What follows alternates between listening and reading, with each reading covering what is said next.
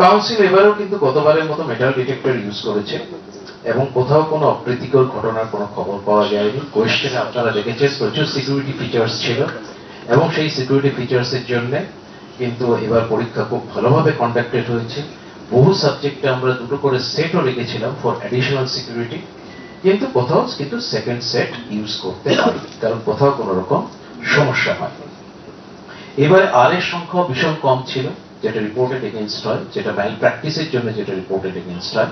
মাত্র দুটো mobile case ধরা পড়েছিল আর একটা মিসবিহেভিয়ারের জন্য আরএ হয়েছিল। টোটাল মাত্র 3টে আরএ হয়েছিল। তো সেই আরএ কেসগুলো আমরা কিন্তু স্পেশালি ডিল করেছি এবং আমরা মোবাইলের ব্যাপারে জিরো টলারেন্স পলিসি ছিল বলে যারা মোবাইল সহ ধরা পড়েছে তাদের কিন্তু টোটাল 6টা সাবজেক্টই ক্যান্সেল হয়ে গেল।